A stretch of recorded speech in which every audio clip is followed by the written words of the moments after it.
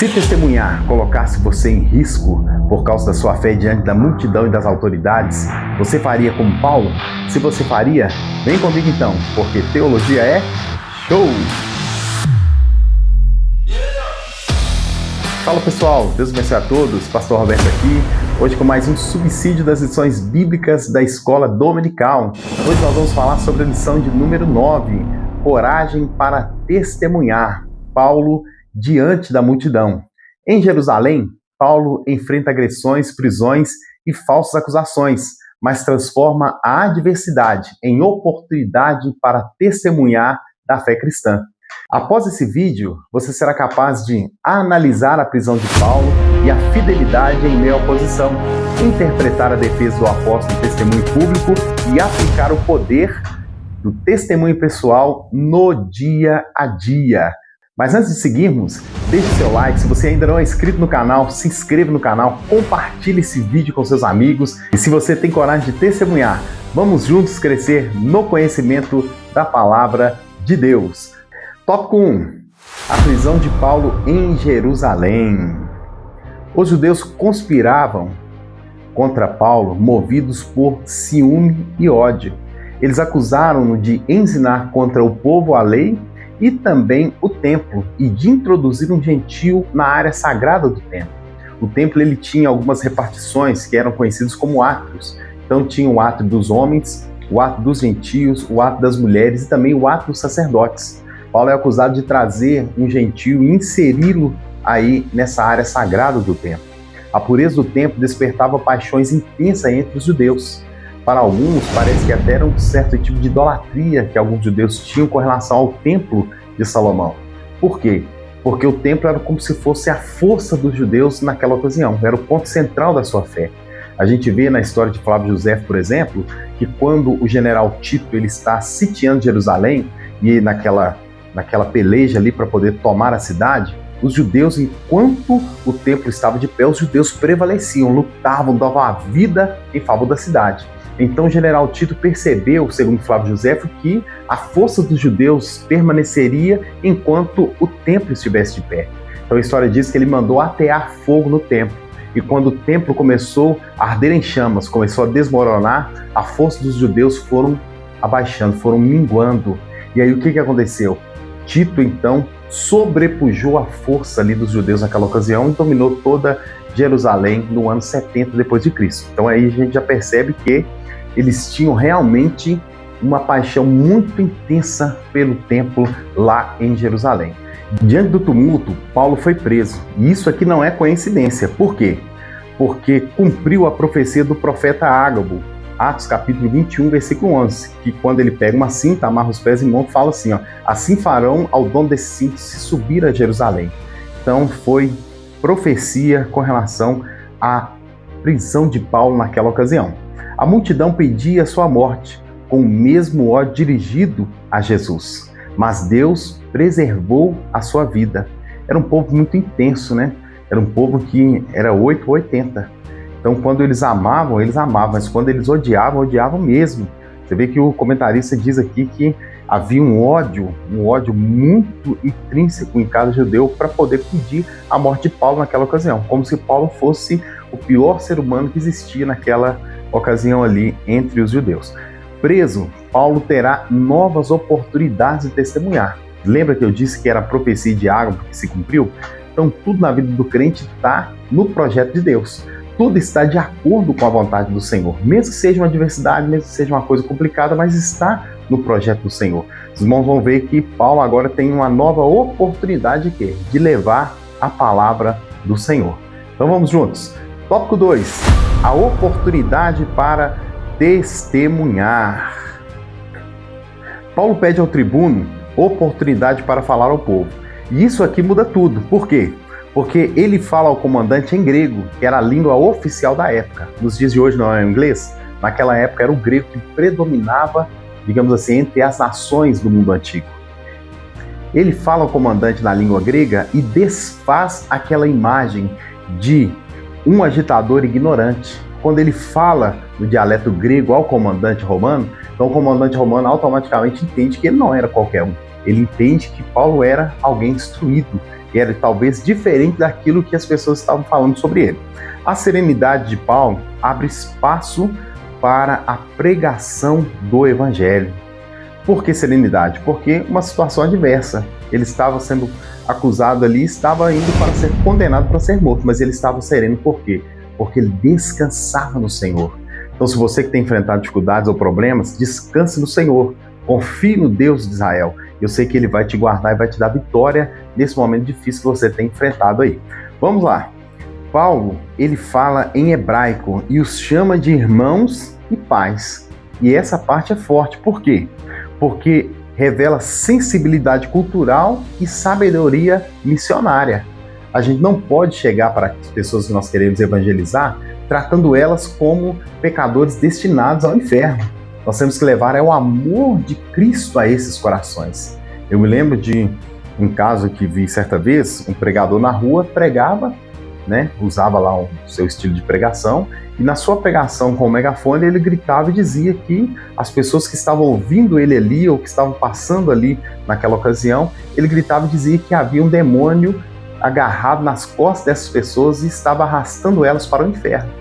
Muitas pessoas, ao ouvirem isso, com tantos problemas, dificuldades do dia a dia, as pessoas vão parar para poder ouvir essa situação. Então a gente tem que ter sabedoria para abordar as pessoas, para poder levar o quê? O amor de Cristo ao coração dessas pessoas, para que essas pessoas possam ser alcançadas pelo Espírito Santo, e o Espírito Santo convencer elas de quê? Do pecado, do juízo e da justiça. E elas possam se converter, então, efetivamente entregar a sua vida a Cristo e serem uma nova criatura em nome de Jesus.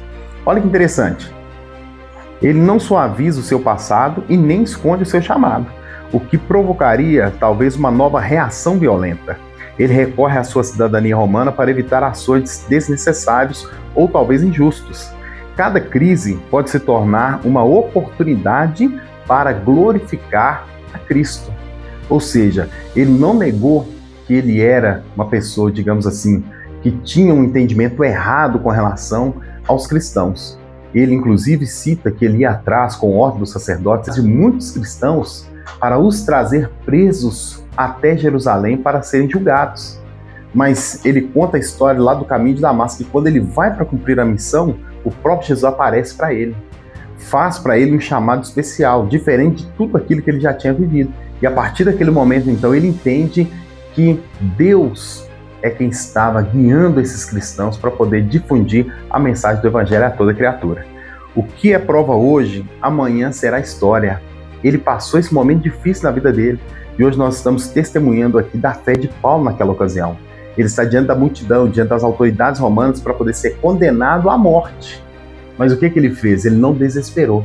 Ele ficou em paz, ele ficou tranquilo, porque ele confiava no Senhor e sabia que os seus passos eram literalmente guiados pelo Senhor Jesus. E até naquele momento ali, ele sabia também que tudo era propósito de Deus.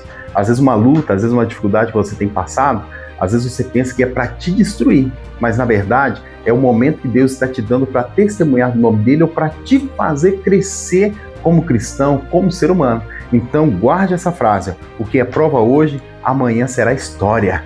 E será uma história de vitória, de superação, de sucesso, porque Deus está contigo nessa jornada, em nome de Jesus. Tópico 3. O poder do testemunho pessoal. Essa parte é forte. Paulo relembra sua formação e seu zelo religioso e a perseguição violenta à igreja.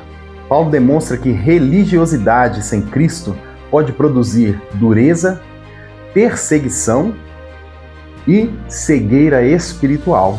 É muito fácil a gente criticar o que não conhece, mas a partir do momento que a gente conhece, a gente começa a ter uma visão diferente. A gente não tem um preconceito, a gente tem um conceito agora formado, se aquilo é bom, se aquilo é ruim. É por isso que mesmo Paulo diz: examinai todas as coisas e retende o que é bom. O encontro pessoal com Cristo no caminho de Damasco ilumina, confronta e redireciona vidas. Por que ilumina? Porque ele estava cego. Ele estava cego naquela ocasião e ele precisava da luz do Evangelho para entender qual que era o plano de Deus com relação aos gentios. Confronta por quê? Porque muitas vezes, como no caso de Paulo, Paulo achava que estava fazendo certo, mas na verdade estava fazendo aquilo que não era agradável a Deus. Então o encontro com Cristo faz isso com cada um de nós. Traz esse confronto. Será que nós estamos fazendo certo? Será que estamos agindo certo? Então ele nos confronta para poder fazer o quê? Dar a nós uma nova direção. E é interessante que nesse encontro pessoal com Cristo aqui no caminho de Damasco, a vida de Paulo foi redirecionada. A vida dele antes era uma, depois desse encontro foi outra. Então, de perseguidor, como o texto diz lá no livro de Atos, passou agora a ser o quê? Perseguido. Ele que pregava contra o caminho, agora está anunciando esse mesmo caminho. Por quê? Porque não tem como ter um encontro real com Cristo e continuar da mesma forma. Foi o que aconteceu com ele. Veja interessante, a força da igreja nasce também desse encontro. Todos nós precisamos ter esse encontro especial com Cristo, porque é esse encontro que muda toda a nossa história. Não adianta a gente querer ser uma coisa que nós não somos, ou tampouco a gente querer fazer aquilo que nós não estamos capacitados ou chamados para fazer. Porque quando nós encontramos com Cristo, a nossa vida ela muda. Quando a igreja ela é direcionada por Deus, é uma igreja vitoriosa. É uma igreja que prega verdadeiramente a palavra de Deus. Eu sei que tem muitas falácias por aí, eu sei que tem muitas, digamos assim, coisas erradas que nós temos encontrado, temos visto aí no meio do mundo cristão, mas a igreja de Cristo, a igreja que teve um encontro sincero com Cristo, é uma igreja forte, é uma igreja que ensina as verdades do Evangelho. E ensinando as verdades do Evangelho, ela é capaz de trazer as pessoas para mais perto do Senhor Jesus. Ao mencionar sua missão, a oposição intensifica, mas Paulo não recua, ele continua anunciando a salvação. Talvez você tenha vivido algo assim.